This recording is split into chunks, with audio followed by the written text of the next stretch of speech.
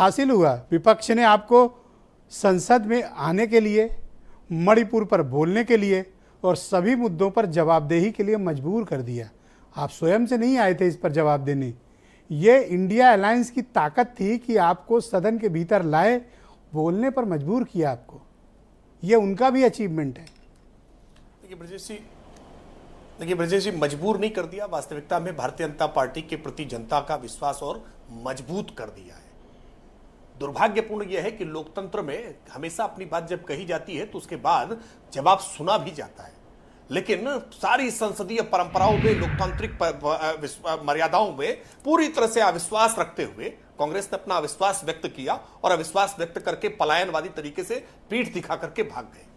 मेरी अपनी राजनीतिक जानकारी में, मैं हो सकता हूं ब्रजेश जी आप इसको ज्यादा करेक्ट करें, कि कभी प्रतिपक्ष अविश्वास प्रस्ताव लेकर के आया हो और अविश्वास प्रस्ताव ला करके स्वयं पलायन कर गया हो, पीठ दिखा करके भाग गया हो, वॉकआउट कर गया हो, ऐसा मेरी जानकारी में नहीं है।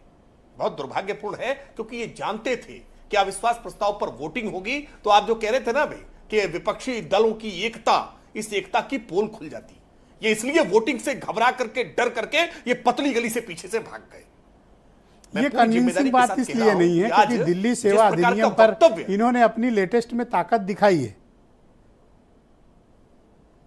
दिल्ली सेवा अधिनियम के पर ताकत सबने देखी भी है, कितनी ताकत इनमें है। वो ताकत देखी जितनी अपेक्षित, इनकी प्रतिपक्ष की जो एकता की बात कर रहे हैं ना, उसमें भी लगभग 20-25 से ज्यादा वोट कम निकले हैं इनके, तो इसलिए उसमें भी ताकत हमने देखी है। और कुछ लोगों ने पत्नी की बीमारी और जाने क्या क्या तरह तरह के विषय बता करके कैसे अपने अनुपस्थिति को जायज वाजिब ठहराने का प्रयास किया है। आप जयंत चौधरी के बारे में इस तरह के कमेंट कर रहे हैं, लेकिन उनकी पार्टी के विधायक इकट्ठे होकर मुख्यमंत्री के साथ चाय पी रहे हैं।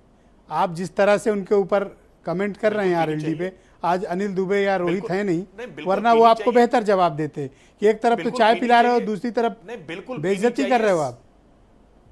मैं भी पीने जाता हूं, मैं भी चाय पीने जाता हूं, और आपको भी चाय पीने, आप भी चाय पीने जाते हैं। मुख्यमंत्री उत्तर प्रदेश के नागरिकों के मुख्यमंत्री हैं, सत्ता पक्ष या प्रतिपक्ष के मुख्यमंत्री नहीं है, सबके मुख्यमंत्री हैं, सबको चाय पीने जाना चाहिए। लेकिन ब्रजेश जी, आज महत्वपूर्ण मसला है कि आज प्रधानमंत्री जी ने जिस प्रकार से अपने भाषण में भूतकाल की बातें, भविष्य की बातें और वर्तमान की बातें एक साथ सकारात्मक तौर पर रखने का काम किया है, आईना भी दिखाया है, संवेदना भी जताई है, और क्या होना चाहिए इसका एक विजन भी रखने का जवाब देने के लिए अपोजिशन ने मजबूर भी कर दिया, आपको सदन में बोलने के लिए बेबस भी कर दिया, आपका सारा टेस्ट कर दिया, होल बॉडी चेकअप कर डाला आपका। यह विपक्ष का भी अचीवमेंट है सर।